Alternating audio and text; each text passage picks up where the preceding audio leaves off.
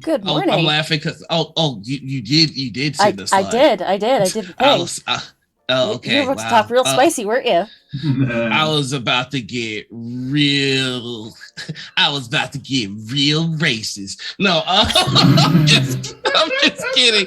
Hello, everybody, and good morning. Please don't get us banned from Twitch. This is not going to be the thing that bans us from Twitch. There'll be many other things, but this is not the thing.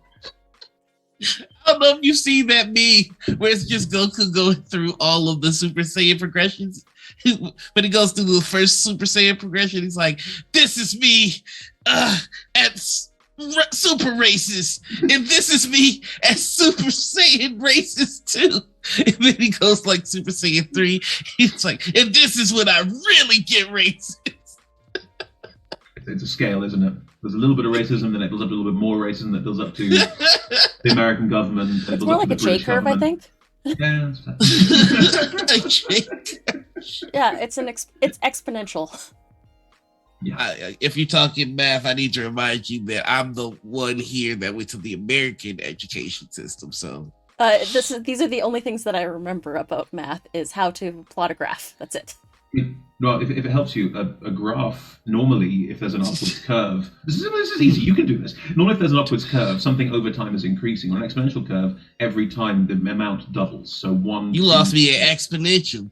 1, 2, 4, 8. See what I mean? Over 1, 2, 3, 4, 5. It's an exponential curve. Yeah. 4, 8. Oh, doubling. Okay. 16. And then 17. when you realize that everything doubles, that's how most of your hex code and computer stuff works. And screen layouts is the big one. Yeah. Mm-hmm. I refuse to be educated. All right, I worked real hard not to be educated, and I'm gonna keep it that way. Right. What's up? Should we like? Hi. Welcome into morning all ritual. Drinking coffee now? Yeah. Well, we have the hydrate command in chat, so Faye's told us to stretch. Okay. And That doesn't get to tell us what to do first off. All they right. spent the channel points. They do. It's 4 p.m. for me, but I'll have another coffee. That's fine. No education, but time for hydrate and stretch. Okay, I'll take a stretch. Oh, nope, no, I won't. Oh God, my chair is still okay.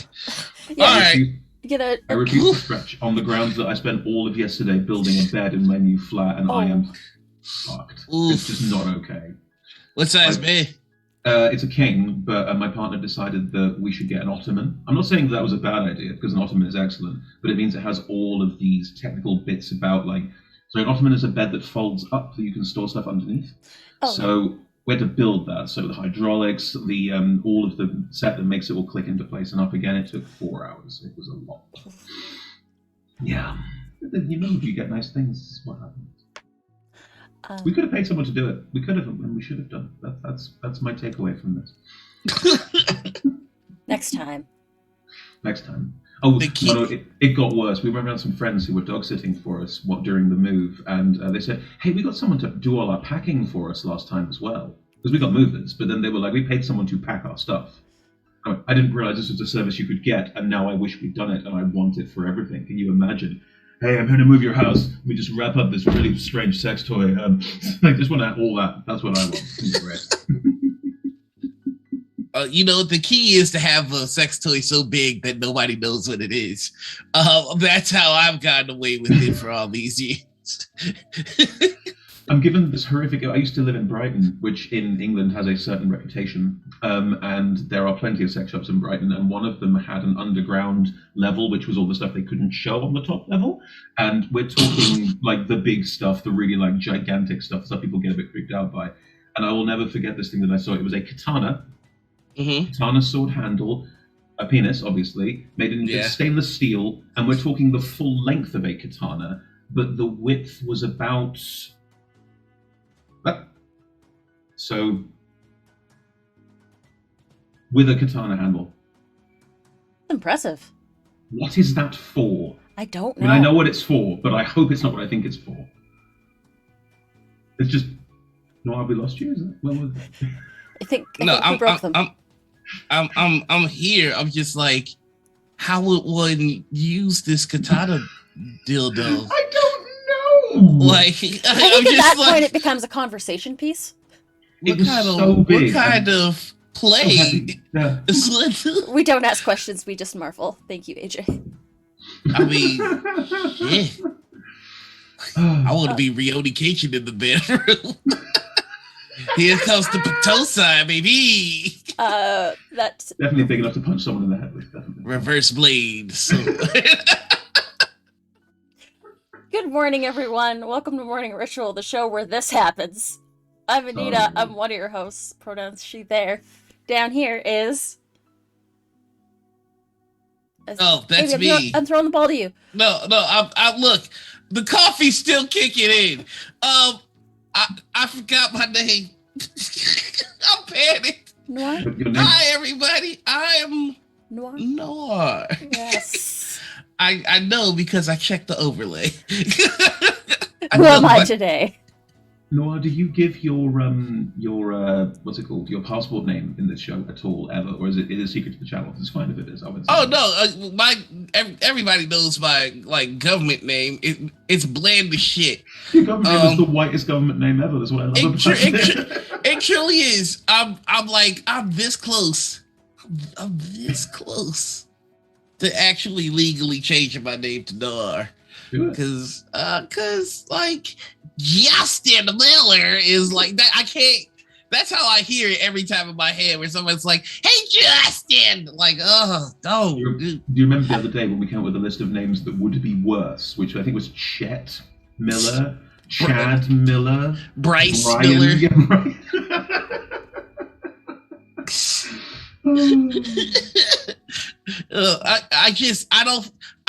Okay, you know what? This might be racist. Here we go. Can we let our guest do an intro first? No, I refuse. I want the interesting first. This has to happen. I don't think I could be in an elevator with a person named Bryce and feel comfortable. Like, you know how white ladies like cover their purses when they're in a elevator with a black guy? I don't know what I'd cover, but I can tell you this much. If I know that the person in the elevator with me, his name is Bryce, I don't feel safe. I don't feel safe. I think my dysphoria would kick in if I entered an elevator with someone called Chet. Same thing. I don't know why. I just suddenly feel dysphoric. I feel more comfortable with a Chet than a Bryce. Don't know. Chet, Chet's worse. If anyone in chat is called Chet, I sincerely apologize. I don't know why I hate your name, but I do. I'm sure our single viewer named Chet in chat is our Chet has been very alienated by this. I'm gonna keep it a buck. If your name is Bryce and you're watching this and you're a fan of our show, I'm sorry. Fuck you, man. Like, I'm sorry. Like, I appreciate the support, and I'm really glad that you're enjoying the show. But deep down in my soul, like, fuck you, dude. Like, it's on site. Like, Bryce. if I see you like at a convention, fuck you, dude. Like, again, it's an assumption, but I think Bryce is the kind of name where you get the look. And all three of us are, to some extent, gender non-conforming. I think we can all agree we know what the look is. Yeah, instantaneous. If you're a white guy with hair that goes in this direction, like straight up, fuck you, dude. Yeah, real life Bart Simpsons. I think, yeah, we all have that singular picture in our mind's eye of what a Bryce entails as a human being. Just the aura of a Bryce. It's not a good aura. No. It's not a good aura. It's very uncomfortable. Like, I can smell the natty ice coming off you, and I don't like you. I don't like you. This is how you build fans in a community, like just insulting random names in your audience. I need to be honest with you. Part of me, when like one of those times where I was just like, "Fuck you, Bryce," I was trying to subvert my own punchline, but my soul wouldn't let me. Like, because I mean it. Fuck you, dude. Here's the question: is there a female equivalent or like a femme equivalent to Bryce? Is it like Jessica? Oh God, I have an answer for this, but I'm gonna shut the entire fuck up. It's definitely Pam. Pam? Pam. I will, American inflection as well. Oh no, is it? Go on, Noir, what is it? And if it's someone that we know, we'll all laugh about it. No. No? I can't do this. You aren't gonna air that dirty laundry out? Come on, air it. I demand this with my coffee. All right. Well, if your name is Tiffany with the I or Megan with extra letters, that came from a deep place. that came from a deep place in your heart. Question: Tiffany with an I, as in an I at the end? Yes. Who spells Tiffany with an I at the end? Assholes. Like, that's why I mentioned. I was gonna say, is it like TYFF? No, it's TIFFANI. Y'all have not fucked with the Tiffany with an I? You've lived a charmed life, because let me tell you something. Whew, it's a lot. Is it's a Tiffany lot. with an I gonna key your car? No, Tiffany with an I is gonna make you raise a kid that's not yours. Ooh, oh boy! I'm going to go out on a limb here and say that if there's even the possibility of you having created offspring with someone called Tiffany with an I, you've made errors. Sincere errors over the course of your existence. There's no I in team, but there's one at the end of Tiffany. Is this what we're doing today? We're just roasting names? Roasting names. Roasting random names. Let's go. John's a dumb name. Yo, I'm gonna keep it a buck. I haven't met a Dustin I like, but I attribute that to the Justin Dustin war. There is a such thing as the Justin Dustin war, and the Austins want to get in on it, and we're like, your name doesn't even rhyme. Get out of here, kid. Okay, well, I'll get back to the Johns one in a second because I've got some good stories on that. But I don't like my name very much. I find Chris's tend to be quite. I don't know. I've never met one I like. Okay, so Chris is one of those names where there is no middle ground, where they're either really cool and super chill. I mean, I'll take it. Or they're dickheads. I mean, that's also true.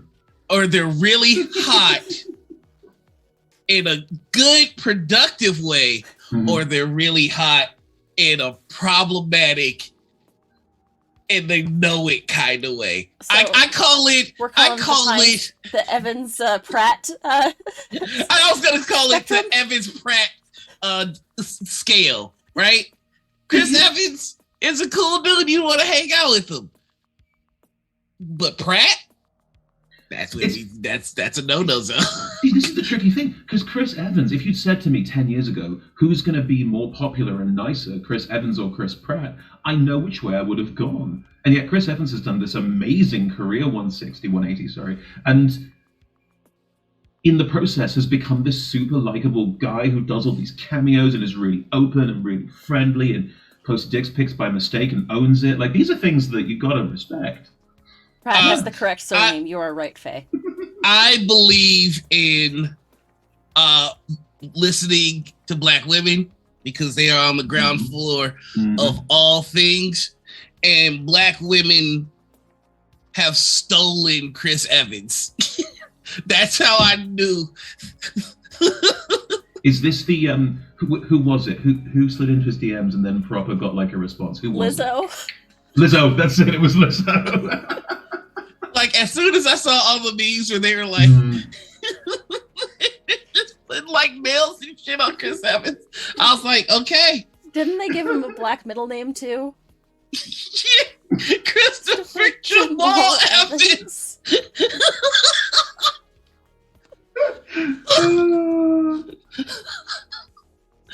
So yeah. Just so you know, the bot tried to catch up on Christopher Jamal Evans and got crystal ball everything. Yeah. Pretty impressive. Yeah. And then I say Christopher Jamal Evans and it got it, which just means it's racist. Yeah, I mean, Christopher Jamal Evans. No, I got it that time. Jamal Evans. Oh, okay. It's probably because we said it enough times now and now it's learned. It's always learning. Hey, I bought. I think we've just given up on privacy because we all know that all of our Amazon devices are just listening and learning about us. No, I have a big thing about this. I agree with you. I think that there was a time when I was, because I'm old. I mean, I know I look old, but I am old. And let's see. There was a time when I was a kid where there was very much You're the same age. I am older than you by like 3 months. I'm older than both of you. Correct. Then. Oh no, I'm the baby. You are the But yeah, when I was a kid, I very much remember a time when they were like, you have to make sure that you have the ability to disappear, that you have the ability to remove your data from things. And like 5-10 years ago, it just stopped being talked about. We all gave up. We all went, there's nothing we can do. We'd have to go through so many hoops to stop it from happening. I guess it's just life now. There's no way that you could permanently delete your online footprint. No medic. What's up, Nomi? Hey, Raid. We still haven't properly introduced the guest. True, we haven't. I'm just some random person you're talking to, which I am fine with. We should probably do that. We've passed the 15-minute mark for intros, by the way. Fuck! The bingo card gets check. Well, fuck. Oh yeah, they get their bingo point. So speaking of the Chris spectrum, we've got our guest Chris today. Go ahead and tell us a little bit about who you are, where we can find you, all that good stuff. I'm an amazing host. You are. I'm killing this. I don't know what it is. It's something about the laissez-faire attitude to vowels. I think it really makes it work. Yeah, I'm mostly sober. Hi everyone, I'm Chris. How are you all doing? I use they them pronouns. A stream like everyone else here. I do the streams. I am the head of production at RollTogether. Also one of the company directors. RollTogether do D&D streams mostly. We've been doing it for a while now. Is it 4? Well, we were another company before, and then we changed things around and became this company, and there was a couple of years crossover there. But yeah, we've been streaming for a long time. We do 2 campaigns a week. Some of them run 4 weeks, some for 8 weeks, some for 12 weeks, and then they sort of jump in and out a little bit. We have returning characters, so you get a sense of wider arcing if you want it. We've done all sorts of stuff. Yeah, you'll often see me there DMing or playing. I often handle production behind the scenes, although not exclusively. And yeah, I'm one of the people who helps run the company, but it's not just me. There's a whole team of people who put the whole thing together. So yeah, that's nice. RollTogether is it's a well-oiled machine, which is impressive. I'm glad it looks like a well-oiled machine. it certainly does, because every time you go over there, it's like you all have your ducks in a row. And as we have joined your stream team, you can clearly tell that we don't know what the fuck we're doing. I mean, I'll be honest. Noir, I got someone else to handle the stream team setup and all of that, because it involved talking to people about what they do, and Yeah. Where can I hide? Where's the hole? Yeah. I'd like to we don't want to be perceived. That's why we have a talk show. The same reason that I'm also on our talk show today. Like, this is what happens. But you know what it is? When we hit partner, because we've been doing really well for the last couple of years in terms of number increases. Like, we're hitting really large groups of people are coming on to see shows, which is fantastic, and it's really, really pleasing that we do. When we hit partner, a friend of mine turned to me and went, "Hey, you can start a team now." To which my response was, "What does that mean?" Like, I had no idea it even existed conceptually, because we have this conversation with sponsors and with marketing people where they go, "So what are you doing about Twitch stuff?" And I go, "We're a production house. We make shows. We put them on Twitch because it's the best way to show them to people. We don't know how the emo hype train stuff works, because we just put the shows out there. People come in chat and say it's a nice show, and one of our mods comes back and goes, thank you very much." And that's basically what we're doing. We don't know all of the other stuff because we've never targeted it. We didn't make shows based on how do we get that, how do we hit the Twitch market. We're not trying to do that. We just wanted to show people cool shows, and it was the place to do it at the time because, well, CR. Wherever else you want to know the difference between us and them, I'm just like, wow, you have meetings with people? Yeah, of course we do. How else do you? And it's not like, don't get me, it's not like a meeting room with suit jackets. It's ridiculous. It's a Zoom call where we all look exactly like this because we can't go to each other's houses anymore. Two of us live in the same house. Like, it's more of a like there's a team of people. And when I first set it up with an ex-partner years ago when it was still a different company name, it was just two of us handling everything. And that was fine. We got stuff done. It was okay. But we reached a point of going, we have no outside voices. If we think something's a good idea, we just do it and don't really go to anyone and go, is this a good idea? Does anyone else want to see this? Are we just doing it because we want to make this? Okay, then we should probably reconsider how we handle this. And we did that over like 2 years and got together a team. We had a board of people on the first one. And then in this new iteration of the company, we just divested out directorships, split it across everyone, and when everyone's kind of in charge. So we all have the ability to go, I own a stake in this and I don't want to do that, which is totally valid because we're hitting a point now with 200 plus average viewers and that sort of thing, where we are at a point where we can go, cool, we can make serious money out of this. And I'm not going to lie, the channel makes money and we pay everyone. Every single person on every single show is paid. Absolutely. Which is the way it should be and super, super important. But, we're hitting that because of things like, hey, we should stream video games. Really? None of us know anything about it. It would just be us going, this is a fun game. I've seen streams like that. They're fun enough as themselves. But is that the brand we want to set up, or do we want to make really high quality streams and just live there? And conversations like that, we need to have them because who knows where things are going to go in the long run. True, especially with how fluid Twitch is. Just let's just call it fluid. What advice would you give to like starting channels? The same thing I say to every channel that ever asks me this question, which is very frequent. Have a USP. It doesn't matter what the USP is. It could be we play D&D in our pajamas. It could be we use a very nice VTT, but we don't really roll dice. It could be we are hardcore role play. It's just cameras on faces, and there is nothing else. It doesn't matter what your USP is. It's irrelevant because it's a USP. Okay, so love it or they will not engage. What do you mean by USP? Sorry, unique selling point. You need something. You need something. You need like something about you that makes you different. Something about you which is the thing you want to hang your hat on, like the thing that makes you special. And then do it. Ad infinitum. Do it in a way where if someone approaches you and says, I want to tell people about my Kickstarter, your response is not, that's nice. It's, how can I help you do that? I have a foghorn. Like, I work in PR when I'm not doing streaming. I haven't for years, but that's my job, according to the government anyway. So, like, one of the big things in PR, the big things in PR about this sort of stuff is, how are you selling yourself? How are you pitching yourself? Because this is a channel. You want people to watch your channel. You're selling yourself. What are you selling?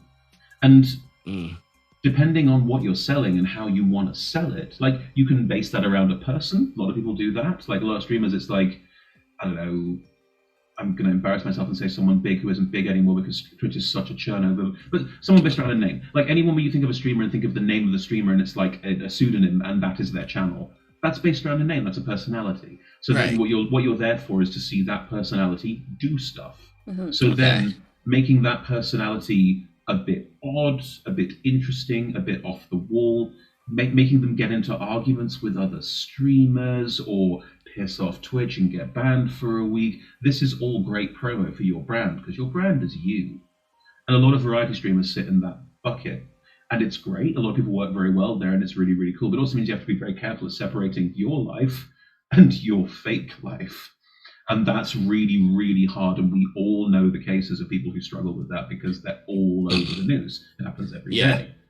And then conversely, you have, okay, it's not about me, it's about the brand. What is the brand? What am I selling? Like when we started off streaming, originally, the first company I was with, Adventurers Wanted, was all about, we do live shows. We do live shows. We'll stream them, but it's not our main income stream. We will do live shows, and we will sell tickets to people to watch people play D&D, and you can buy tickets to play D&D in those streams. And we did marathon shows. We did 100 hours, 250 hours. We did really, really long shows over the course of months at festivals and that sort of thing, which was great. It was awesome, but it wasn't great financially, and it didn't work. Like, people enjoyed it up to a certain extent, but it didn't have longevity. It didn't have shelf life. So we went, what are people engaging with here? Hardcore roleplay. Because we all roleplay real hard. Why do we all roleplay? Oh, we do it on all our home games as well. Most of us have some kind of theatre connection. This all makes sense now. Okay, hardcore roleplay, push in that direction, which we then started doing, which means you're watching us for 12 weeks and going, wow, they are role-playing super hard, having a really good time. They're still playing D&D. They still play rules as writ, which we do. That is important, but also you're here for the roleplay. You hear people playing characters, you hear people doing silly voices, having a good time, being performative. And that's... Sorry, no. I was going to say, so that keeps you from putting too much of your energy into the production of, like, the battle maps and that kind of stuff, exactly, because you know what people are here there for. No, that's really good advice. But in the same vein, mate, like, I'm not sure if you or Mrs. or both work with Roll20 quite closely, or is it everyone? Yeah, we're all part of the Roll20 Spotlight thingamajig. Exactly, yeah. See, Roll20 is fantastic. I like Roll20. I've used it in home games. Do I use it for any of the streams? No. Is that because I don't like them? No. Is it because it doesn't suit what we're doing? Yeah. Like, we're looking at other VTTs, but those VTTs are 3D. Those VTTs are incredibly elaborate, and we'd use them to go, look at this cool visualization of a battle scene. Back to the action. Because the action for us is cameras on faces. Always has been. And that works really, really well. And we've pushed real hard not to diversify. Like, again, this is a very small thing, but it's an interesting point about graphic design, because I know that Anita is a graphic designer, and thus your overlay was probably designed by Anita. Correct me if I'm wrong. Oh, no, I do all the overlays and all the marketing. I totally made this one. I knocked it out of the park. I sat down. We all know you got up and turned up. That's what happened. That's true. That's true. Barely. This overlay has loads of, like, nice detail. It's pretty. It has the chat on it, so even if you're not watching the show on a device that can show you chat, the chat is on screen. It has subtitles, very nicely done subtitles as well. It has all of your sponsors on there, but the faces are small. Whereas our design aesthetic is the exact opposite. We make the faces as big as we can possibly make them and squeeze everything else around the edges as tight as we can, because that's our USP, and we know what our USP is.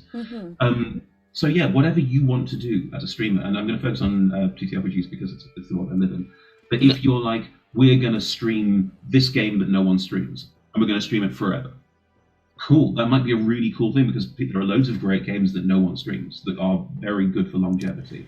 I mean, I'm going to drop some names, but Sam Delev does Power Play, and that's a really cool series. Again, very, very, this is the series that we do, and the design's all comic book, everything's very, very specific.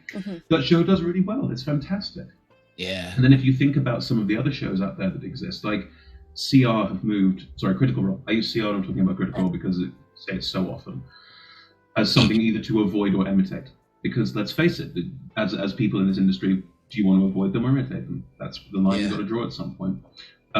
Their faces, I don't know if you noticed this, have gotten smaller and smaller and smaller. They're pulling the camera further and further out to capture more of the body language and the fact that they're in a room together, and they're not playing remotely. They're playing in person. Yeah, so they can act off of each other, and you can definitely see that.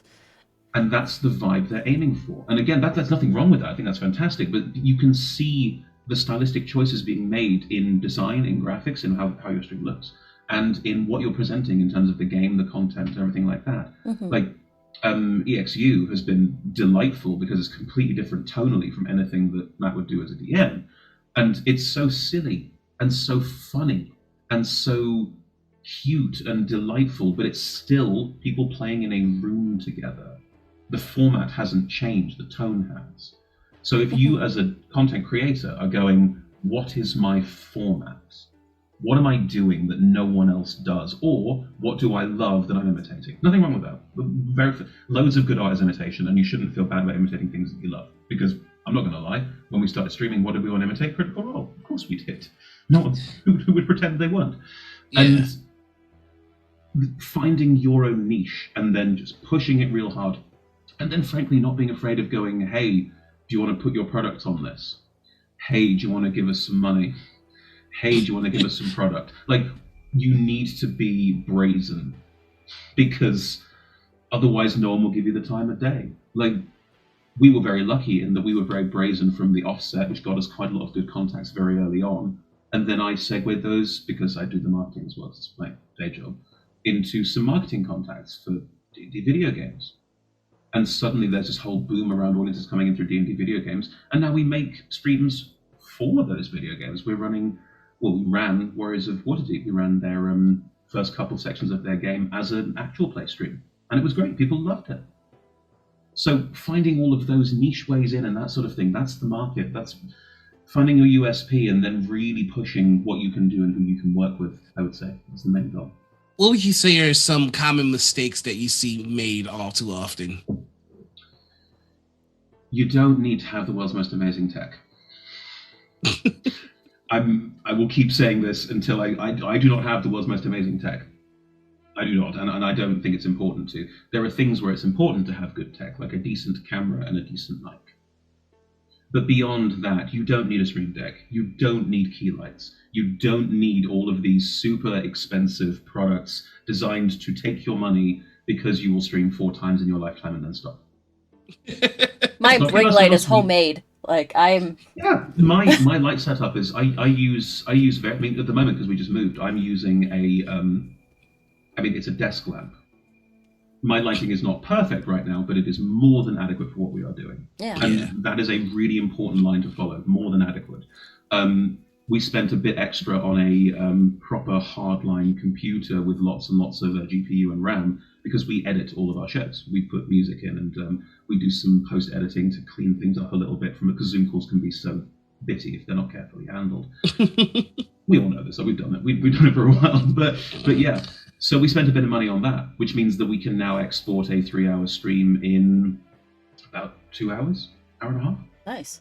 Which means our editors are not run off their feet editing 7 hours of content a week. So, it's stuff like that. It's worth knowing where to spend money and where you don't need glowy lights behind you that show different colors. That's not a dig at the two of you. They are nice. But you know what I mean. I know exactly what you mean. Wait, I have glowing lights behind me? That's the fire. That's the fire you started yesterday. Still done. No, I do love this, because I keep trying to tell people that the gate of entry into streaming is a lot lower than most people think it is. A webcam and a desk lamp and a decent enough mic is really all you need. Because I'm head of production, I do a lot of the what are called edit protocols for us. What do we edit? What standard are we editing to? And these are conversations we have on a regular basis of, are we trying to get the audio to studio quality? And we always come back and say, no, we don't need to. What we need is a decent pass, clean up lows and highs if people are having peaking issues, clear out the background noise if you can, as much as you can, but don't go crazy. Make sure all of the tones are of a similar volume and leave it. You could spend another 8 hours on it to make it perfect. I know you could. I've been an editor as well. I understand. But there's really no point, because no one watching that stream will A, know the difference, or B, care. I mean, true. That makes so much sense. It's not important. Other stuff that people keep spending. Okay, I'm going to get in hot water for this one. I'll say it anyway. Spend less time on social media. I'm really glad you found an echo chamber that supports you. That's fantastic. And we're on Twitch. The chat is an echo chamber. I understand that. And I love that it is an echo chamber, and it's great that it exists. That is not your audience. Because they'll be there regardless. Okay. They'd be there if you were in a hole streaming off your camera phone with 2 bars. Because they're your audience and they love you. Hold on a second. Would y'all really still be here if we... I'm like, oh my God, it's so much less work. No, but I'm curious about, okay, so I'm very curious about this. So how would you recommend building an audience? Like, who do you recommend reaching out to? Marketing people. Marketing people for sponsorship companies that you work with. I know that because that's their job. And more often than not, someone in the marketing world will be going, we have Project A. Yes, Werewolf, it was your cue to leave, I apologize. But you see my point. If you get a fan, if someone comes and watches what you do and likes what you do, and if they follow you through a couple of different shows, a couple of different ideas, a couple of different streams, they're going to stick around. Yeah. They might stay watching live streams forever. From my experience, they don't. They tend to watch live streams for a good portion, like 3 to 6 months, and then fade away. But that's humans. That's life. That's how that works. You're looking for the acquisitional. You're looking for new people who arrive and understand what you're doing and want to engage with it. So what you're looking for is people who natively find you on Twitch. Let's laugh about that for a second, but you know what I mean. We're looking for people who natively find you on Twitch. We're looking for people who find you through a friend who recommends you. And we're looking for marketing partners. We're looking for, like we use D&D video games because they're so useful for this, but we started working with Idle Champions and Warriors of Waterdeep about a year ago-ish, something like that. And we use codes to say, come and watch the stream for 5 minutes and you get a code for your game. And people do, and they leave after 5 minutes.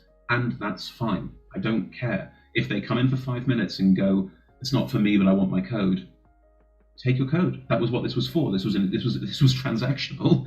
You got what you wanted. We didn't get what we wanted, but that's okay, because of the 500 people who popped in the last 20 seconds, 20 will stay. And those 20 will tell 10, will tell 20, will tell 30, and thus it just continues to grow. Our audience numbers are an exponential graph, because all we're doing is showing ourselves actively to as many people as possible and saying, is this for you? And if they say yes, got them. If they say no, no harm, no foul, we still got a view. That still adds to our metrics, and you got what you wanted. You need to find people who will help you do that. And that could be marketing people through video games. It could be, I know this sounds a bit redundant because people keep saying all the time, but like Raid Shadow Legends keeps throwing out like, hey, be an affiliate, run a stream for us. Do one. Because chances are, of the 4 bajillion people who play Raid Shadow Legends for some reason that I will never understand, 4 or 5 may like what you're doing. Really, Noir? Really? Raid Shadow Legends. There are so many he's got other that games. sponsorship deal. Oh, has he? You took it. See, but this is my point. You took the deal. And you should have taken that deal. It was a wise choice to take that deal. Because of the 5 bajillion people who play Raid Shadow Legends, the 20 who are also interested in your content, and that's not a dig at you, that's just the world, those 20 will see you because you did that. It is very interesting, though, that there is this mentality in streamers to look at the deals like the Raid Shadow Legends things and kind of look down on it. Of course, it's commercialist. Right, but it's also like baby's first sponsor, you know? And fine, why not? Why not baby's first sponsor? It's baby's first sponsor for a reason. Right. And the reason that I did it personally was for the learning experience of like, let's see what this looks like behind the scenes and see if it's something that can be utilized. And marketing people all talk to each other because they all need to market their products, and they're all marketing to similar crowds of people. You know? Like, this is how this works. We got more marketing and sponsorship deals out of getting marketing and sponsorship deals than we got from anything else, because someone will tell someone that we're really nice to work with on something, and suddenly we've met someone else and someone else and someone else, and it just rolls on and on and on. And yeah, someone put it up, and there we go. Yeah, just took a teacher, but another. It is the job, though. It is a job. That's the thing. I do have other work right now, and I do other things, but I'm freelance, and this is the focus of my attention. This is my quote unquote, if you believe it in this day and age, job. Because we made sure to go, how do we make money? How do we get more people to watch the shows so we make more money? Like, this is all part of the same thing. And that's not to like pay for a fancy house in the countryside. That's to pay for a small flat in London. It's nice. I love it. But, I'm not looking for like the world on a stick, because also Right. it means we can pay everyone. And that's something I wanted to do from day one, couldn't do, got more and more frustrated with. And now, if you see a face on our channel, they've received money. Can They have been confirm, paid for that face. and also, I think you've given a lot of amazing advice. I really do hope that everybody's listening here. But one of the things that you mentioned that has kind of struck me the hardest, because you're not the first person to tell me this, and this piece of advice keeps coming up, and it seems so simple, but it's like the hardest thing to get your mind to lock onto, which is to be brazen enough to ask.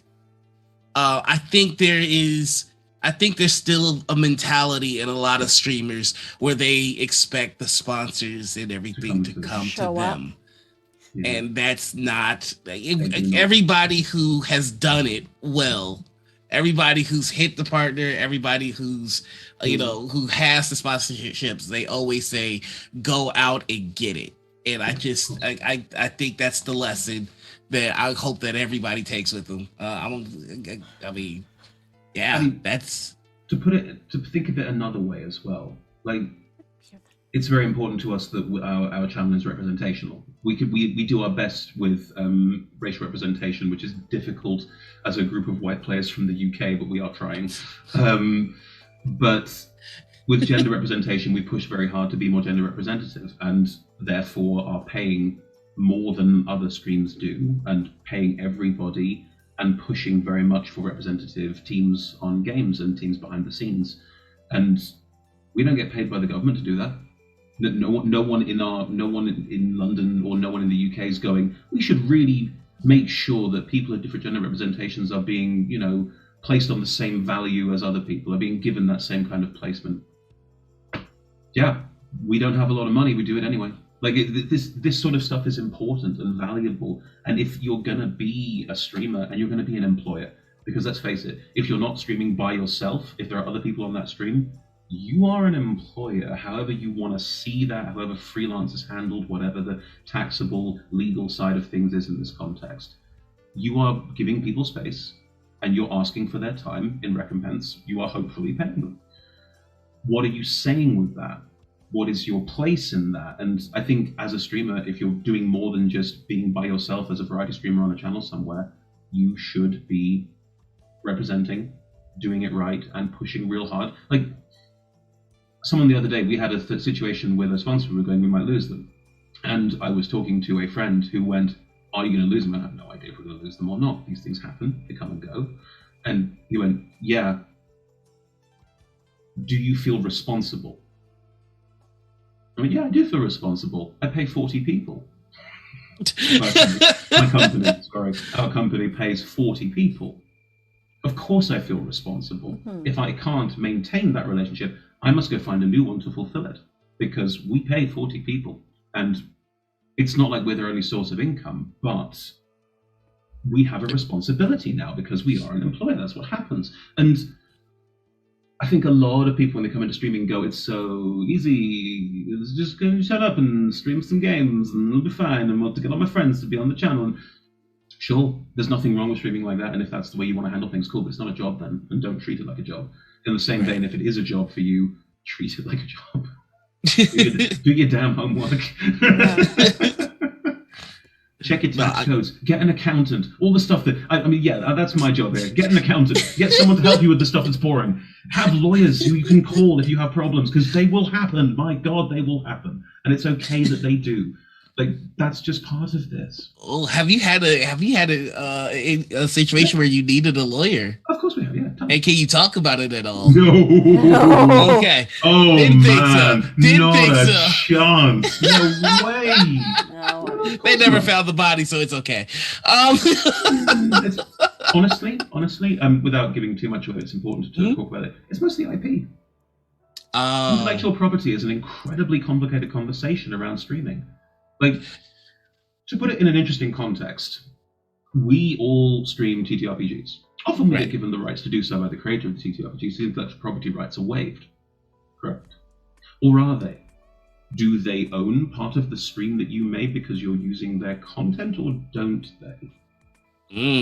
Depending on the lawyer, you'll get two very different answers. Now, let's take that and extrapolate it up. Let's say we streamed, I don't know, D&D, which belongs to Wizards of the Coast, who are owned by Hasbro, the biggest game consortium in the world that earns more money than a small country.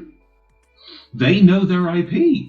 And if they know their IP, as they should, very important, what IP are you infringing by streaming a D&D game? Do they care? Have they set legal precedent where they can or can't sue someone for using a licensed piece of their property? And if you're making money off of it, yeah. Yeah, and you should be. If you're streaming, you should have some kind of cash incentive. Otherwise, why are you doing it? So that becomes really gritty. Okay, let's try a different version, something else that we've been working on. Someone makes a character for a stream for you that you stream on your channel. Who owns the character? Why is it important? Let's say that person is offered to put their character into a video game. Idle Champions puts characters from other streams in constantly. Are people waiving IP rights for that? Is there an IP conversation that happens there? I know, so I can't say, but this is what I mean. There are things like that will come up constantly, that aren't where are the bodies buried, that aren't well, the worst these crimes are less sexy than the ones that I have. They're not sexy crimes, they're boring copyright crimes, but you will fall foul of them because it's not obvious. And that's the thing, it's not obvious. And also, even harder, what if one person's in the UK, like we are, and one person, companies in the US, over there, who have different copyright rules? Which they do. Then you have international law, which is... International law doesn't cover copyrights. Jesus Christ. This is my point, man. At some level, if you're going into this and you're going into it I'll just stream with my friends, that's fine. But don't try and make money and don't try and build this stream where thousands of people watch it. Because if you do, oh my God. There's a reason Critical Role has a team of lawyers. And at the beginning of all their streams, it says, Dungeons & Dragons is copyright Wizards of the Coast on the very bottom of the screen every time the intro comes up. I mean, we can talk CR for a second if you want, because there's some fun stuff in there. Did you know that at one point Wizards said to them, hey, so you've made a lot of money and technically we own some of that?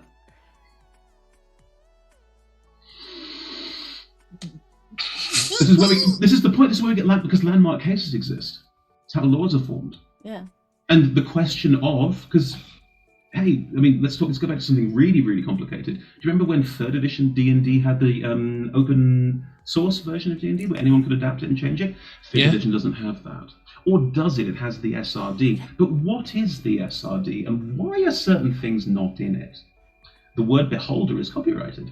Yeah, you have to use iTyrant if you use it in any other... How am I supposed to not talk about what's on my arm? Your iTyrant tattoo. Exactly. It's even worse. That's Demogorgon. Oh my who is also copywritten.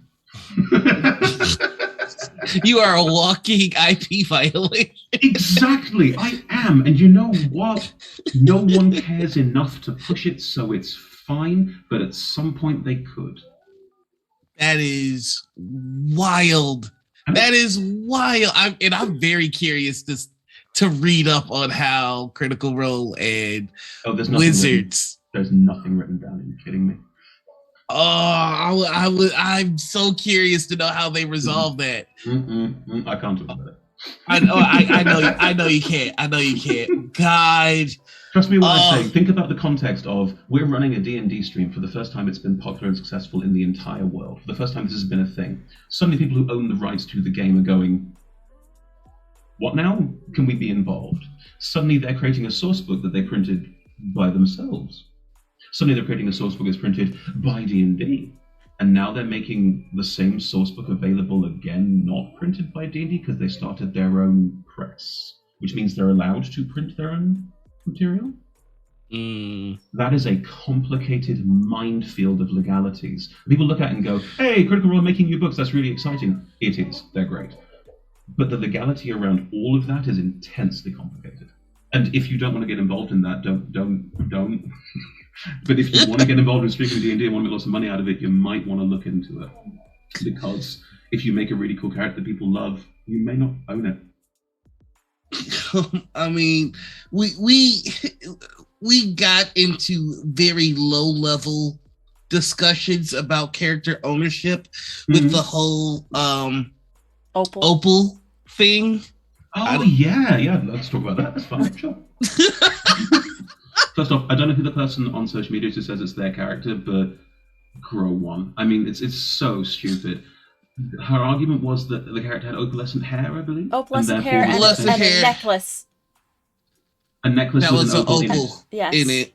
Okay, and they both acted like a character from Schitt's Creek. Schitt's Creek, Canadian show, yeah. Okay, so their argument from a copyright perspective is they own a characteristic, which you can't. Done. Yeah. But, you know, they would drop the whole legal case if they got a guest spot on Critical Role. And there's a great example of someone who does not understand the law or the consequences of their actions. Yeah. She did get ostracized pretty hard from the city. It's so stupid. Like, think through. Okay, let us posit that you have a legal argument that a character that looks and sounds a little like one that you played in, was it even a stream? Was it even a podcast? What was it? It was a stream. It's a live stream, yes. Yeah. Okay. So you would argue that you made a character in a live stream and therefore you own the rights to the way they look and sound. Was the live stream one that they ran themselves? I believe so. Okay. So it was their Twitch channel. Mm-hmm. Okay. Everything that we put on Twitch, according to Twitch, is part owned by them. So immediately the ownership is split between this person and Twitch, which is owned by they're playing Amazon, Dungeons and Dragons, which is owned by Hasbro. So that means Hasbro gets a piece of that too.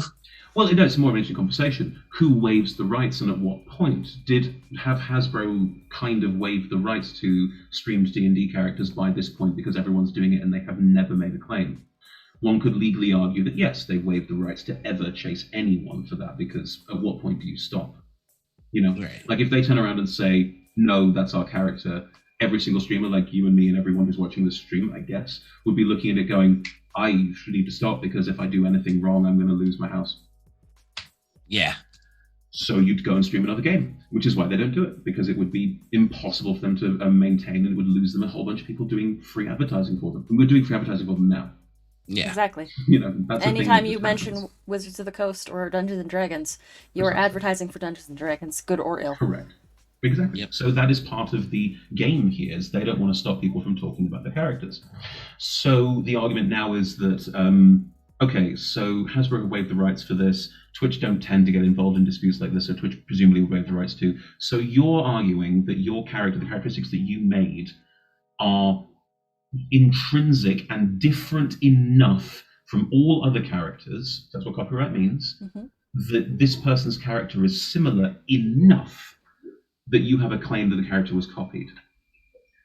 Okay, how can you prove that?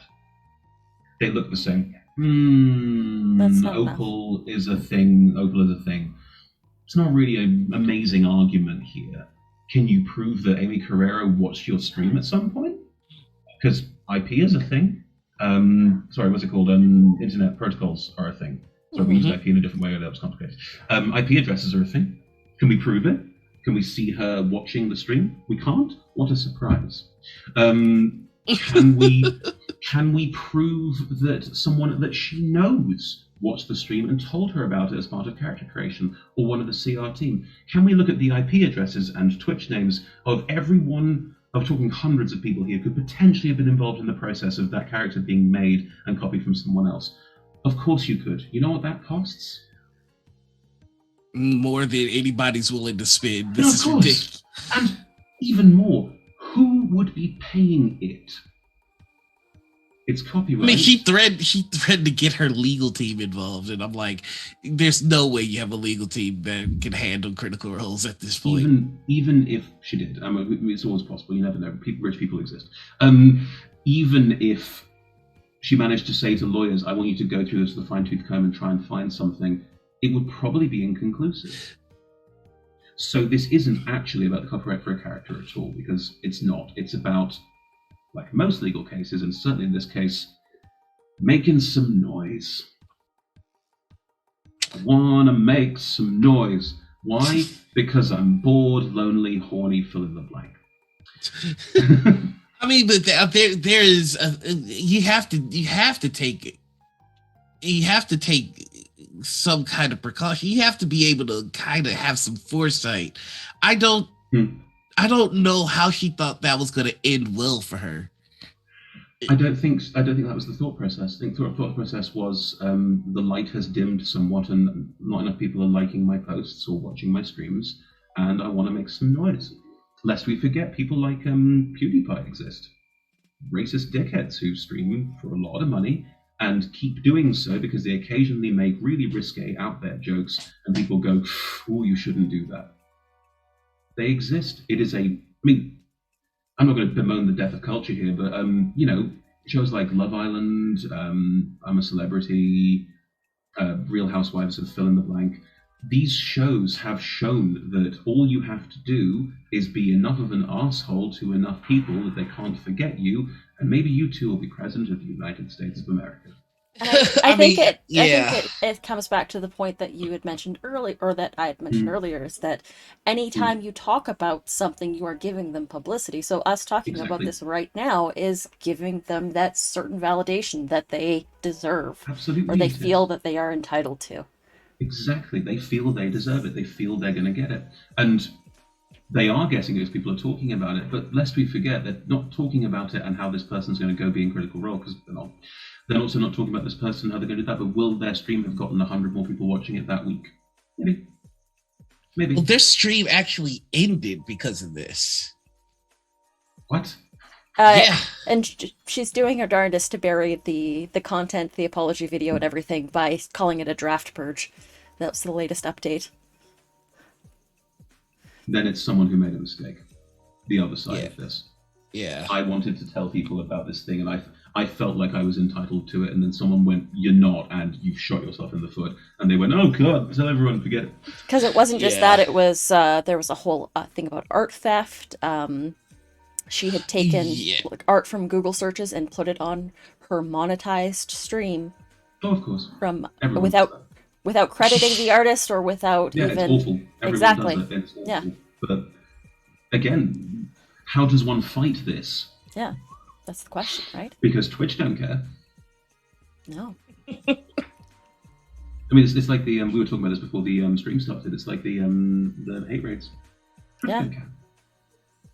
It's terrible that they don't care, but they don't, because it doesn't do anything for them apart from give them a little bit of publicity for being nice people. I actually get to pat myself on the back as Kingsguard has not ever used stolen art. We have paid our artists and everything that gets used on screen. With all of my overlays are all licensed, so I've got that going for me, which is nice. But this is good. Like, I'm not expecting either of you to turn around and say, "Yeah, we stole some art in the 1920s." Like, I'm not expecting that to happen. No. Like, but also, we've never stolen art for anything that we've done. It's all been paid for and covered. But in the same vein, have there been errors along the way with that? I don't know. Maybe. I don't sign off on everything. Also, I'm not in charge. Like, I'm one of the team. Will stuff have gone through the net? Probably. You know what? Probably. Yeah. And it sucks that that's true. And if anyone comes and flags it to us, of course, they get paid back. But, these are things where we have to be open about them. We can't just go around and say, it doesn't happen, or it does happen, and we need to stop it. Why not say, of course it happens, because people suck.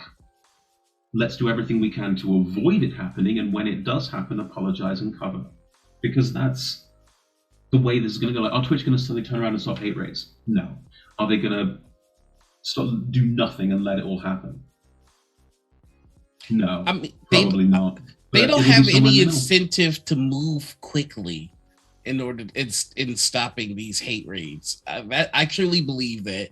I think that they're working on it, but there's no incentive to make this a top priority. I don't think they're even working on it, mate. And I don't say that negatively. I think there's nothing wrong with the way Twitch operate. This is not It's not like Twitch is an office full of people all working on coding Twitch. It isn't. Right. Twitch was coded. Now they're doing other things. They all work for Amazon now. Who knows what they're working on? Maybe, I don't know, some kind of new Amazon-based Twitch that's better for corporations. You didn't hear it, but they're doing other things. Yeah. It's for someone to come back now and say, can you recode these bits of Twitch to make them work better? It's not people in an office going, oh, I had the time. Oh, I was working on this other thing for Twitch and now I didn't. No, it's someone going, okay, I'll stop coding this thing you're paying me thousands upon thousands of dollars to code because it's going to make you a fortune, and go back to that old thing we coded 10 years ago, 15 years ago, and do a slight update. Yikes. I know. It's never going to happen. Will they make it part of some big update in the next year or two? Yeah, I'd say so. Probably. By which point it won't be a problem anymore because we'll have already worked out a circumnavigator. I mean, geez, we know what's causing it. It's using the Black or African American tags. It's like as soon as they introduce more tags, the LGBT and the disabled tag are being hit up as well. Yes, they are. As is the transgender one. Yeah. I didn't know. Mate, it's all of them. Because the moment that they allowed us, and we asked for it, I appreciate that this is part of it. The moment they allowed us to say, we want to specifically tell people that people in this stream are transgender, non-binary, or specifically Black, specifically other ethnic minorities that fit into this, not just a general taggle of LGBT+, or BAME, or whatever the acronym is these days. The moment we allowed ourselves to be identified, to show more people what we are doing, we also gave rise to people who wanted to identify us. Yeah. It happens every time. I hate that advancement immediately follows, immediately cause something like this to happen. But I mean, it was kind of obvious that this is going to be the case. I think so, and I think that's the real tragedy of it. Is Twitch probably had what do we gain by allowing people to identify themselves as these tags? They can identify themselves to people who want to see them. They can also identify themselves to people who do not want to see them. Yeah. But I mean, I'm coming at this very much from a transgender perspective because that's my niche. But people, I mean, Tom Segura, who I met briefly a while back and did a lovely bit on this, and I couldn't agree with him more. Some people suck. Some people suck. They just do. You can do what you want. You can be angry about it, but it will not change them. So what can you do apart from find ways to circumnavigate them, to avoid them, to not let them fuck with your day?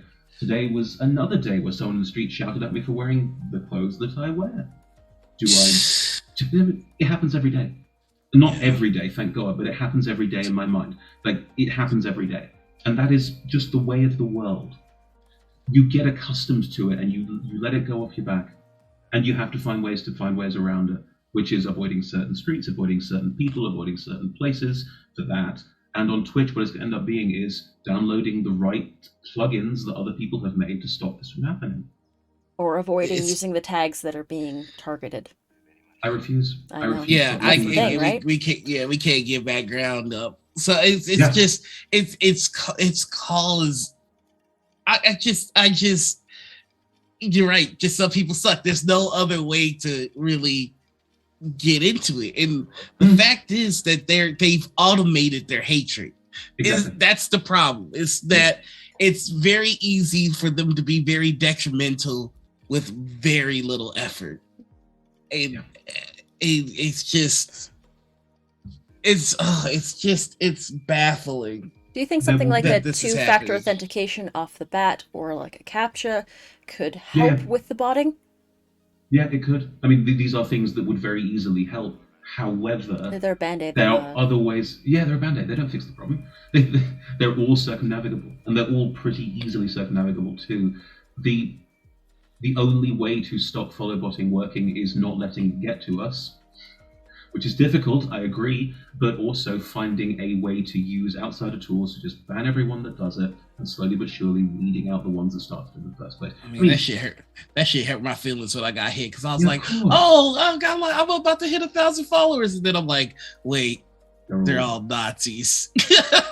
Shit. No, the worst you could do is keep them and then sell the fact that you have X thousand followers to get more people to sponsor and market you. Thinking about it, just put that in your pitch package. Was follow botted X number of times. I think that might be a thing we start doing. And you know what? That's the thing that might happen. Was and if that's the way this goes, was hate rated 4 times because I speak my fucking mind. Like that's not a bad thing to put in a pitch packet at some point, you know? Or even to put in, have dealt with these, know how to deal with them. Mm-hmm. Because at some point, that's going to be important. That if a show gets hate rated, that you, as a creator, know how to shut that shit down. I think that is the pivot. I think that's the good side of this, which is that being hate rated is a production nightmare. And what we're all getting is It's not you. There's just a comment from Just Doggy Teacher. I got my have over 100 individual people chatting on a stream achievement from bots. Hooray! We all achieved something. I actually got that too, so hell yeah. Perfect. How to navigate this? Hey Twitch, I've now got the partner stuff ready because of bots. Am I a partner now? And watch them blow up and go, now is when we fix the problem. So funny you mentioned that. Yep. Funny you mentioned that, because when I got hate rated, it did check off one of my partner things. Yep. And that's what kind of prompted me into being spooked. And I had a tweet where I was just like, I don't want Twitch to, come at me with a banhammer or something because I have bots. Because I didn't pay for these bots, but the bots are doing positive things for my numbers, for my achievements, and they're pushing me towards the path of partner. Yes. So what the fuck happens? And I asked them that officially, and they were just like, when we do the partnership thing, we take everything into consideration. We look at organic growth versus everything. So we would be able to see that what got you over that threshold was, being hate rated. And and to me, something about that seems fundamentally unfair.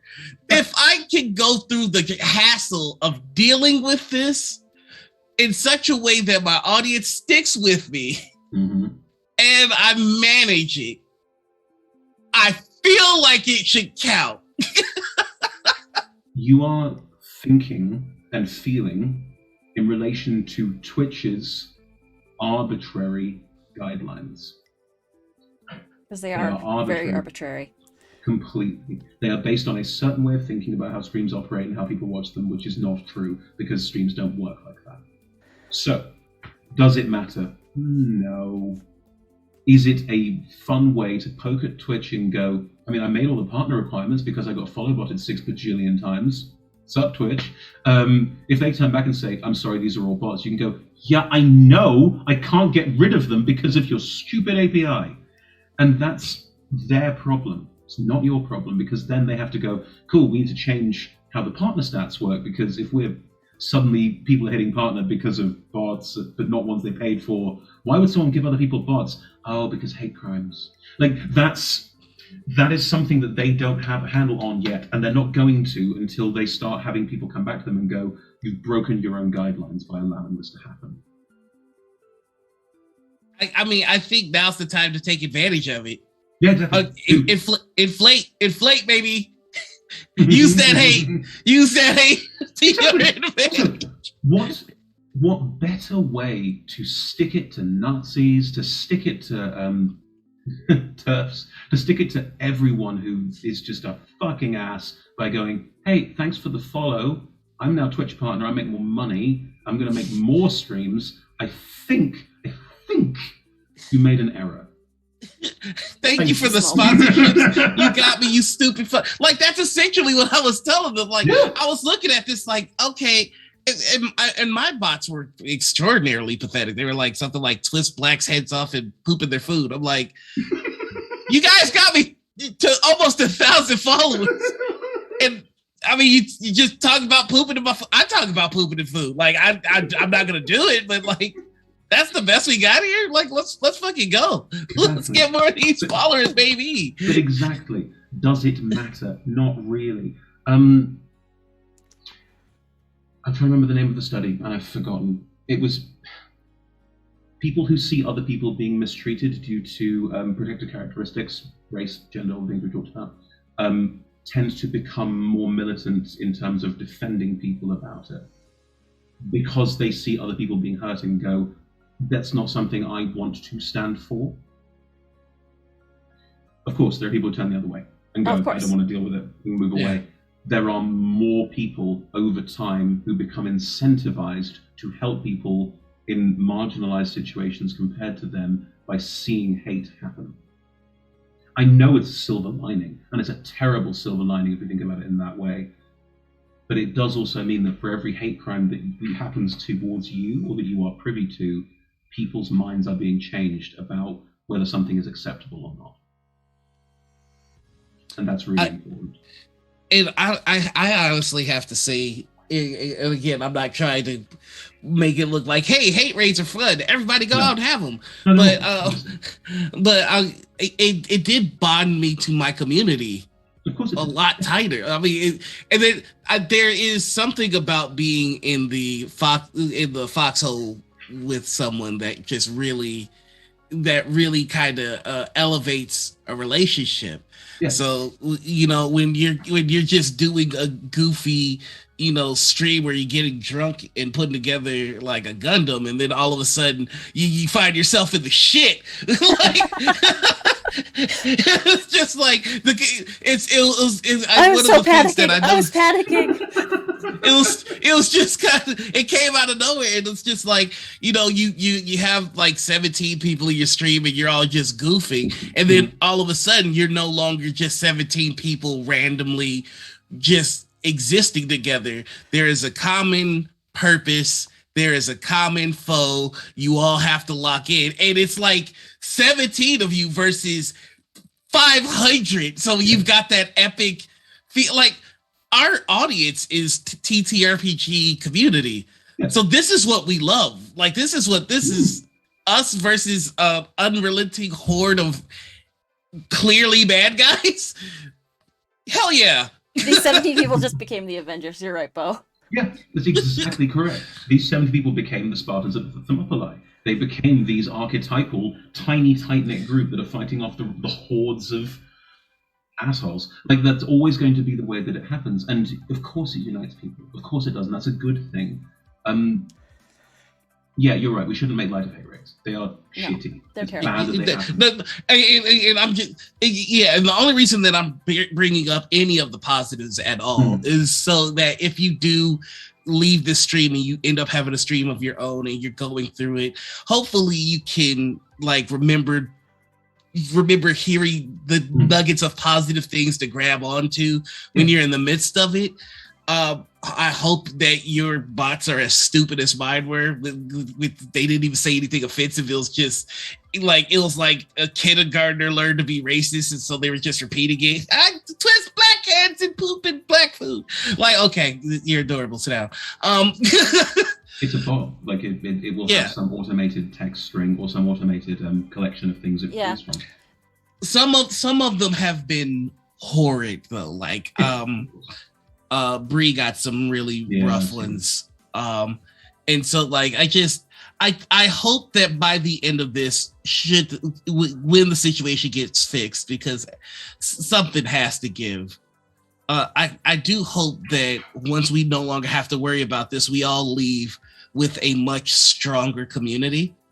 And I think I have a hard time imagining this ending without a pretty strong community being left behind in its wake. Just these moments galvanize us.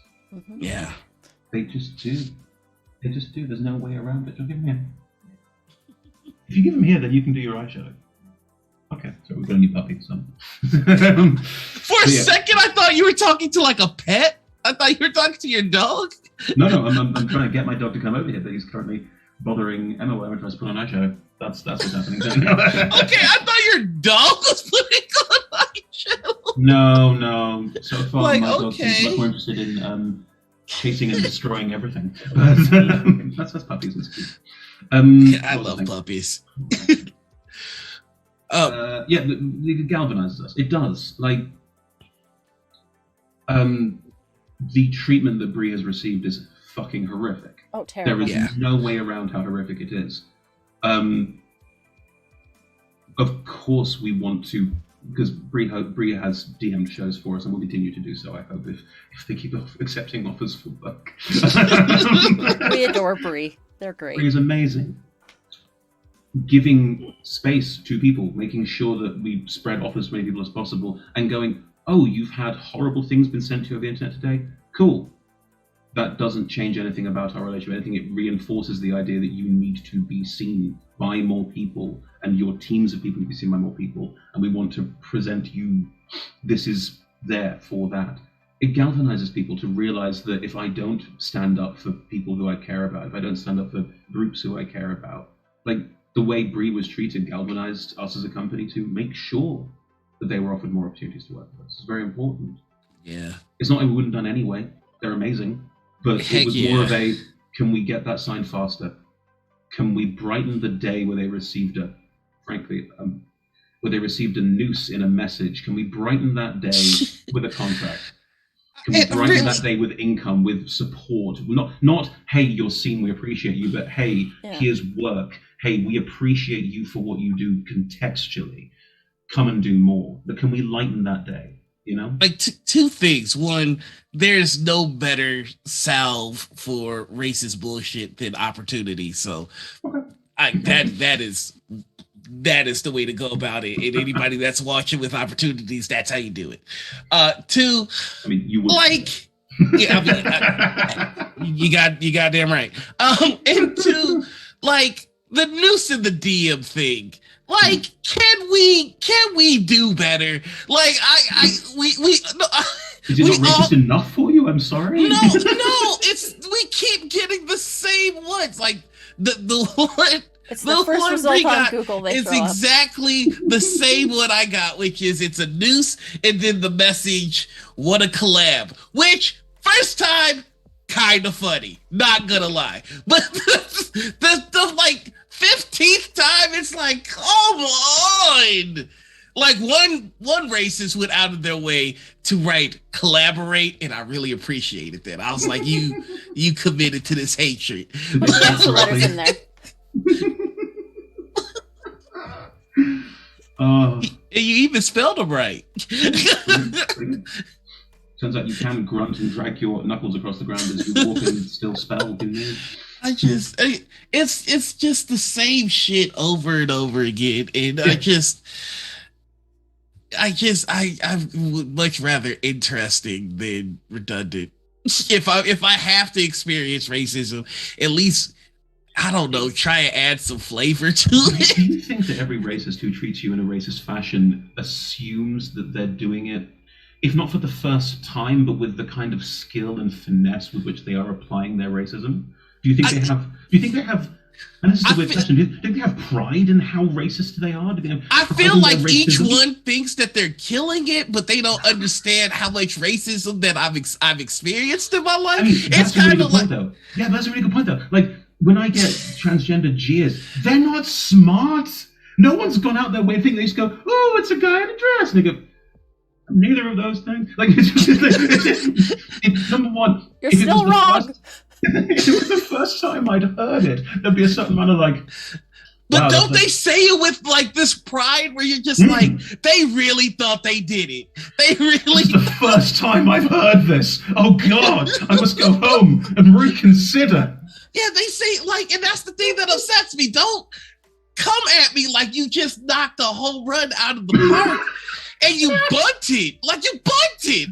Everybody sends me the noose and the collab thing. You didn't even swing. Like. So racist, what we are saying, racist to us, what we are saying to you right now is be better. Try harder. Really go for the jugular. If you don't try and hurt us, you're not trying. Like, just come up with some better material. Put a little effort into it. It's like, look, it's at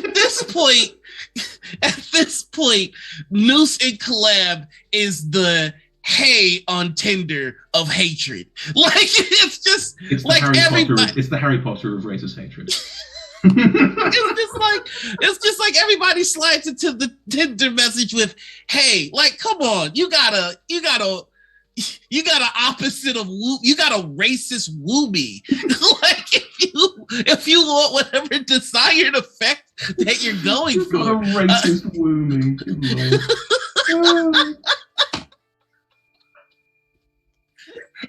Just step it up, is what we're saying.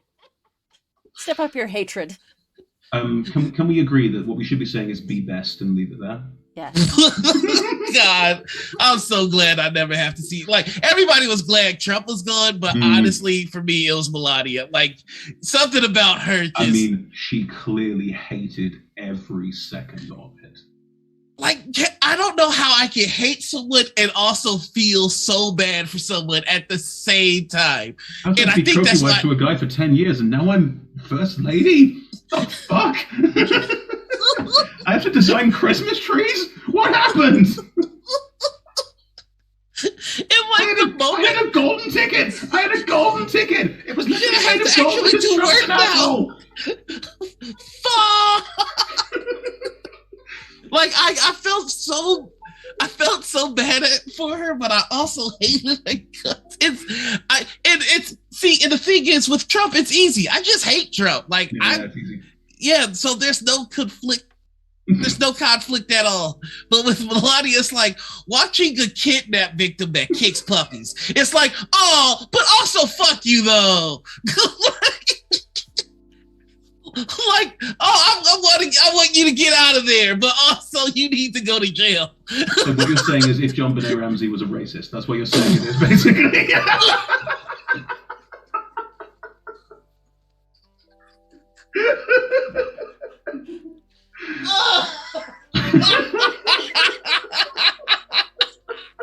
And that, friends, is why this is an 18+ stream. Someone clip that. Somebody get her out of there, but also, did she just use the hard ER? Get out of that horrible situation and straight into prison.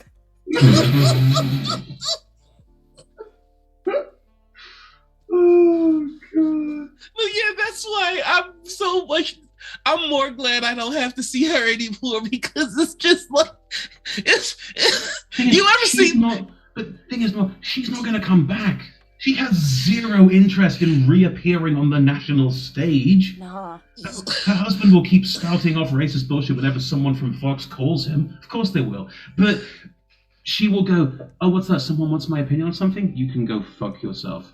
But Melania, you have a really important position. She's going to turn down the payday that is on its way with her book?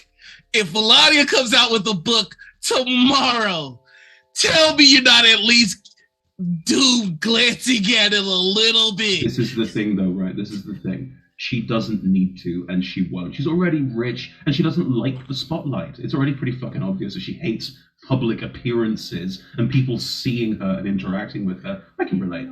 It's the fact that it's the fact that like what you're watching there is the world's greatest introvert who lucked their way into the best golden handshake marriage you can imagine, probably literally, and then went, hey, now I'm the first lady. That is a comedy show. That is something on the air of Veep. That is, oh, I married this old rich guy, and that's going to happen, and now I'm the head of Comcast? What? Like, that's a show. That's not a real life thing that just happened. The two clips in chat have very different titles. So basically, and a racist that kicks puppies. Those are some great clip names. Well done, a sentence. Oh my God, she Mr. Magoo'd her way into the White House, and that's the funniest goddamn thing.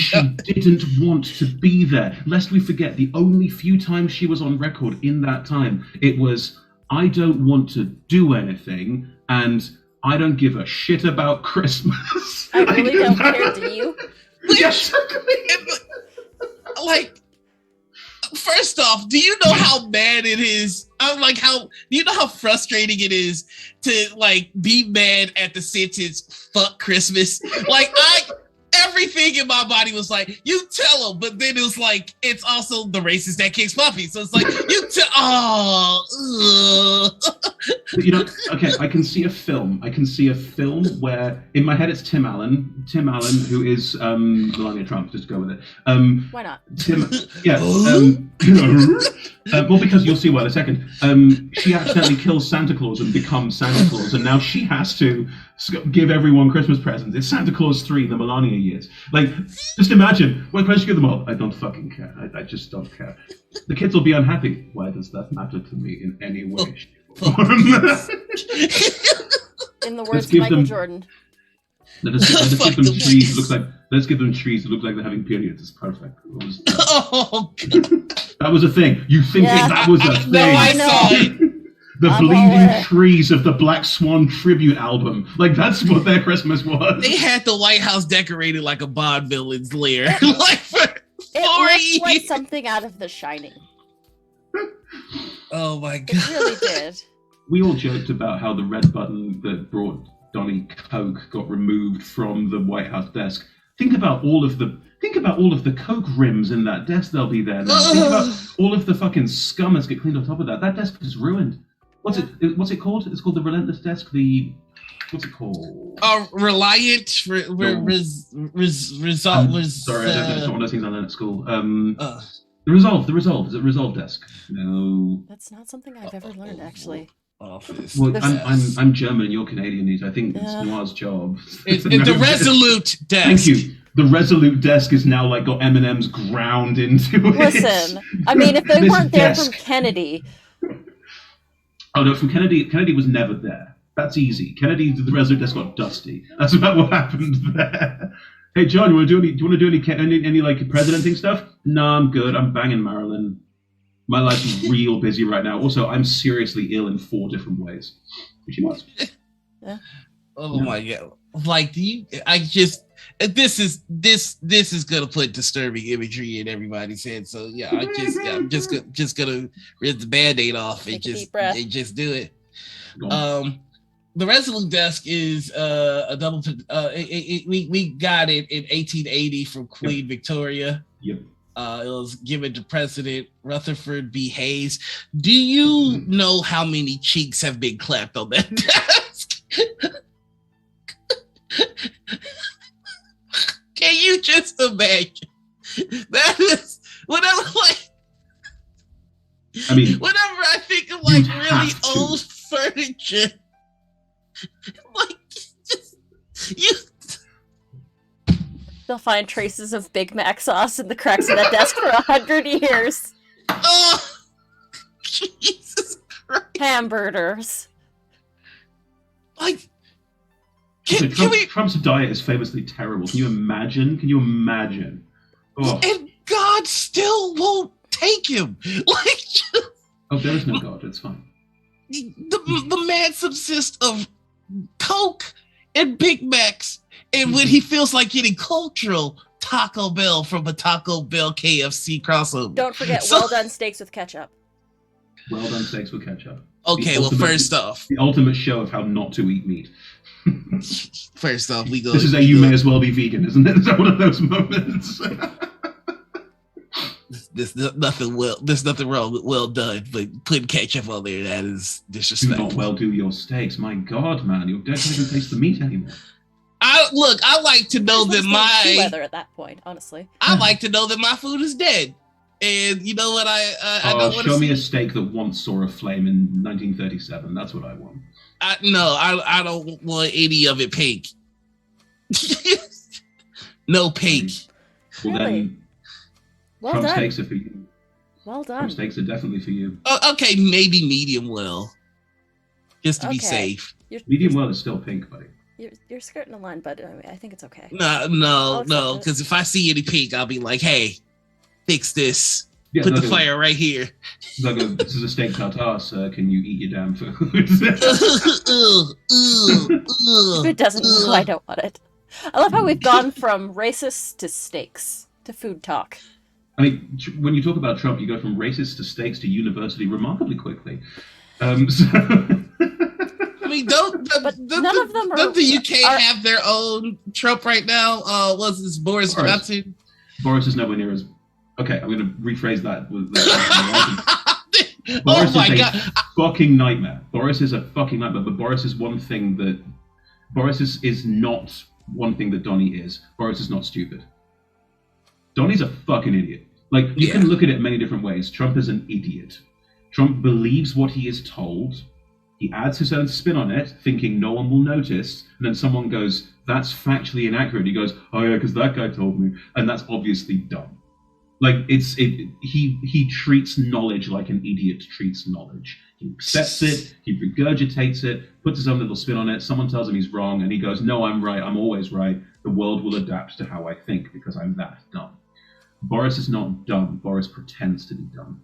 Because Boris is an old Etonian. Boris is smart. Boris is scary. Like, he's a racist and a terrible shithead, but he's scary because he's smart about it. That makes me nervous. Yeah, I did when on a PR gig I did for the National Trust fucking years ago. I met him at an event, and he did his whole walking through the crowd, bumble, whiff, waff, whatever. He got to a back room where no one could see him, and it was gone. And he was cold, and he was just another guy, and it was fucking terrifying. But why? Because why? It means people don't take him seriously. Yeah. And when people don't take him seriously, he They can't do any underestimate. wrong. Exactly.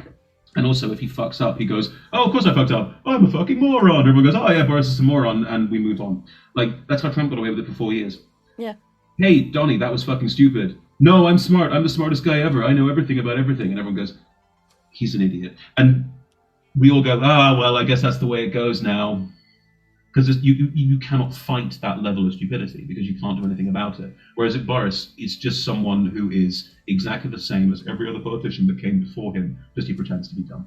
That's the difference. There's a couple Canadian politicians that are like that as well. It is a common trait.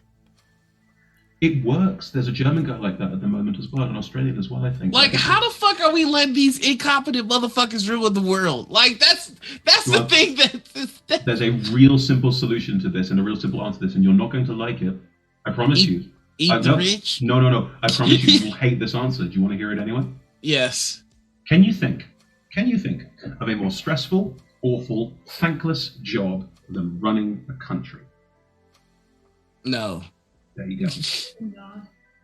What was that?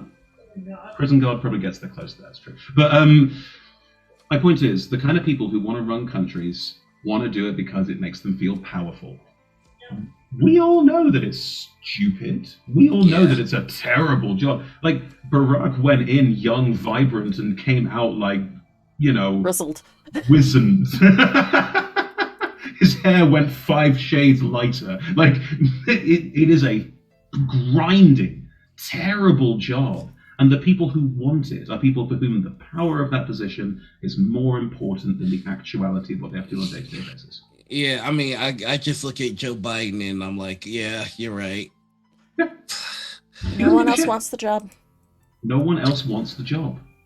Bernie wanted the job, but we couldn't have that. Okay, sorry, anyway.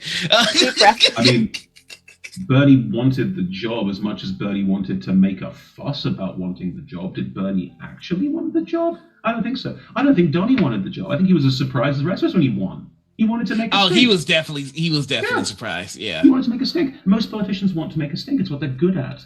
Actual day-to-day governance and management where one side says this, one side says that, and you can't please them both. That is a terrible job. Can I do this? No, you'll piss off 10 people. Can I do that? No, you'll piss off those 10 people as well. Can I do anything? No. That's your life. That is your life. It's a life of perpetual compromise, and you will always lose. It is the world's worst job, and yet people still want it because it makes them feel like they're powerful, which is probably to do with the size of their dicks. And we all know it, and we just accept it. Being the opposition is a lot easier than being the leadership. Exactly. But we had a Bernie Sanders equivalent in this country who could just sit around. Jeremy Corbyn in this country just went around saying, they're all idiots. I mean, cool. You have a chance of winning an election. Oh, God! Jeremy Corbyn has had to be anti-Semite. It took 30 seconds. Jesus Christ. It took 30 seconds of political time. That's all it takes. Well, I mean, one thing that we can be sure of is that politics are filled with that guys. Sorry, just doing a teacher. Donald Trump is the Dunning-Kruger effect made manifest. Yeah, that's also true. He's also the Peter principle in action. You push people to a high enough point. You push them above their level of competence. That's what you do. Out of competence where they can do less damage. He's never had to earn anything, even the presidency, which is... He has lost more money than he was given as a child. He has lost more money than his dad gave him as his starting capital to run his business. Oh, you mean his small loan of a couple $1 million? Businessman. Yeah. But he also always had disposable income. And that's all he needed, was disposable income to keep buying and selling. And he didn't even do that. He had other people do it for him. This is also, he's the trust fund president. So really quickly here, because we do have a more condensed episode today, there are two questions that we have to ask, and they're going to be super quick, which is there's a war on the TTRPG community, those who crunch dice and those who do not crunch dice. Do you crunch dice? What is crunching dice? Putting dice in your mouth and chewing on them. Oh, God, no. Yeah, because it's disgusting. Do you know where they've been? Thank you. Also, you shouldn't put anything in your mouth that spends most of its time in your hands. Do you lick your phone screen? I mean, I'll do like a little spittle if I got a spot on it. Oh, but that's fine. But would you really shake your phone and go, can you think of anything worse than that? Think about all the places your phone has been and all things you have touched and then touched your phone. Your dice are the same. Do not eat your dice. Who is crunching dice? There's a lot of people. I'm no doctor, but please don't do that. Please don't Protect do your that. choppers. Don't be crunches. There we go. Yes, right. And the second question is, we have a section called the That Guy segment, where we ask you if you've played with a That Guy and to tell us about your experience with the That Guy, and then we'll try and give them a name. Oh, interesting. Okay.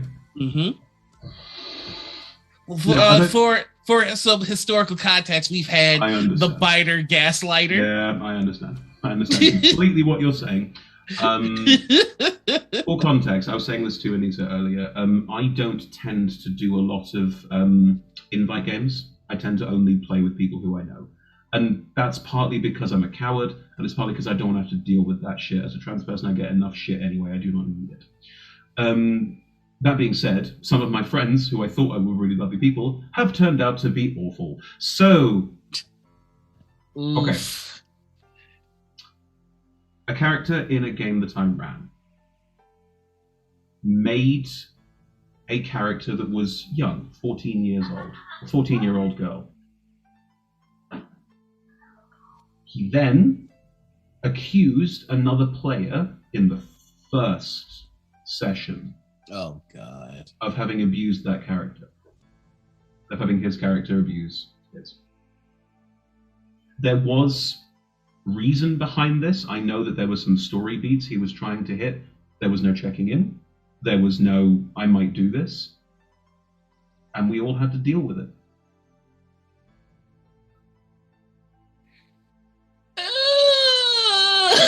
Is that too dark? No, we've had darker. We've had someone ruin an entire marriage by loving player bleed. Great. Yeah. Hey, some people suck, remember? Oh my god. A lot of people do suck, it's true.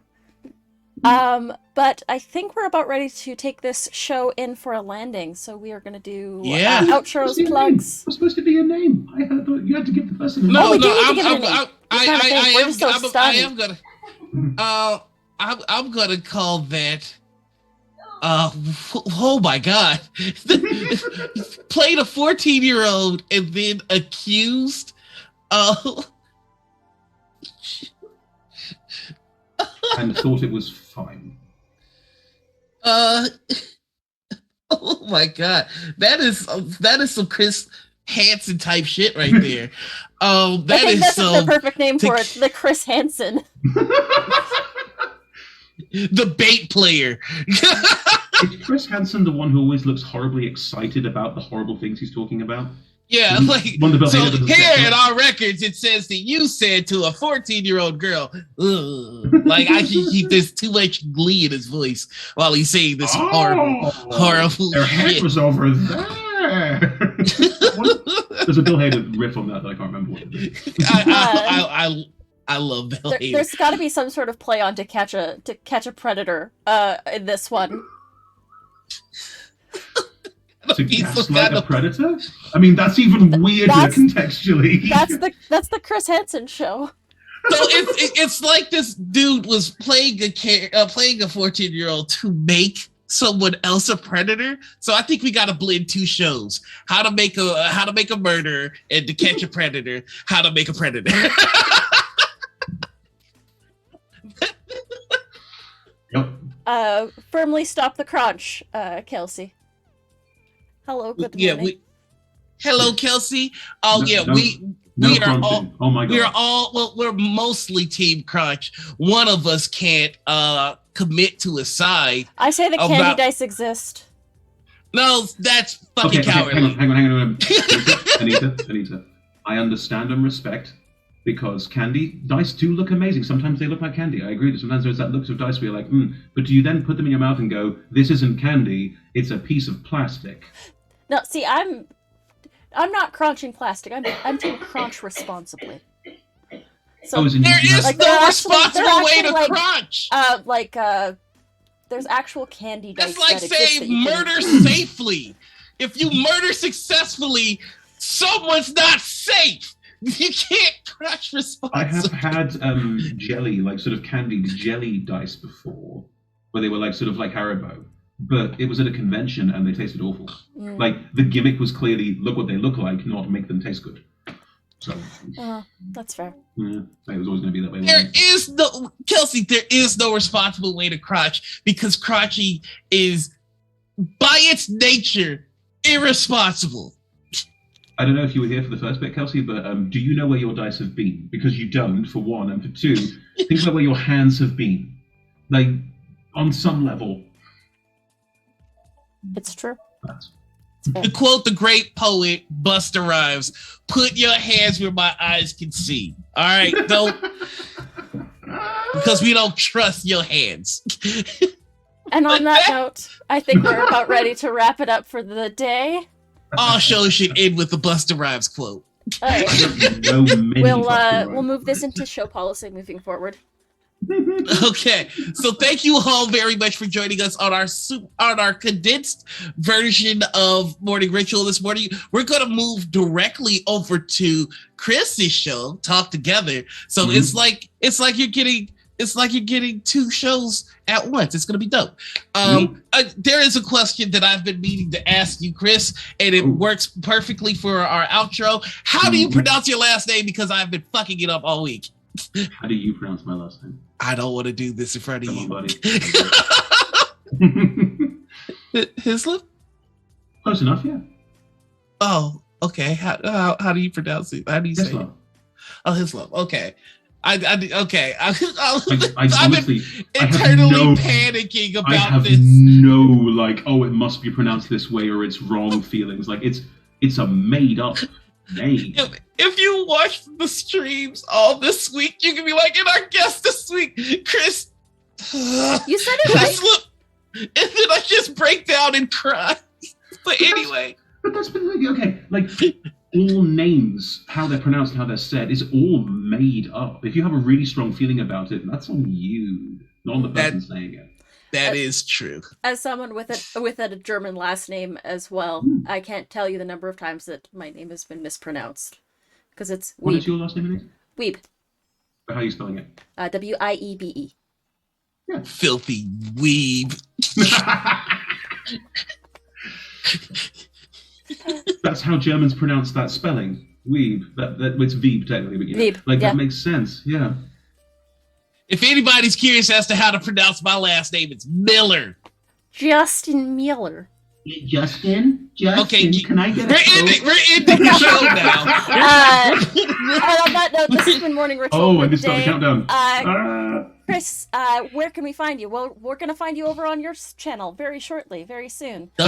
Yes, you will be jumping onto RollTogetherRPG, which is where I director productions, so you can see all sorts of stuff there that I have produced or that I've been involved with. I might be DMing, I might be playing, or we have a team of wonderful players, mostly playing D&D, sometimes other things, saying nothing. Keep your eyes peeled. Sort out. But yes, we have a couple. We stream all sorts of TTRPG and D&D content Mondays and Tuesdays at 6 p.m. British Summer Time, which is 10 a.m. Pacific, so mornings for most Americans. And we also do our talk show on Saturdays at the same time. So that's going to start in 5 minutes. Probably going to start a little bit late today, so I only just started the countdown timer. But you know. Yeah, I heard the host for that show was on this other weird show. Like that's true. That's why they're late. I'm sort of hosting today, but I'm also just chatting to my partner Emma, who lives with me, about DMing and playing together as couples. So that's going to be. I don't think it's hosting today. You know. Aww. It's probably not a good idea to do a show with your partner. I heard it never goes well. Yeah, it's a mess. Hi, I'm Anita. You can find me here most times, pretty much every day, or you can find me over on Kobold Press on Sunday, because Into the Southlands is back. And you can find me on other places, but check the socials and you'll find that out. That is pretty much us. We're going to do the raid thing right now. Yeah, you're coming into a countdown timer, I think. What's happened here? Yep. Where's that file gone? I'm sure it'll be fine. It'll be cool. It'll be fine. Thank you all so much. And Chris, thank you so much for stopping by and chatting with us today. It was very informative. No, thank you. It's been also really, really lovely. Thank you. When we raid over, please be sure to refresh so that Roll Together is getting their views and everything. And if you don't, you're going to jail. All right, everybody. Thanks so much for stopping by. That's Law and Order noise, the dum-dum. Okay. But thank you, everybody, for hanging out with us. Until next time, the ritual has concluded. Bye, everybody. Bye. Thanks, everyone. Bye.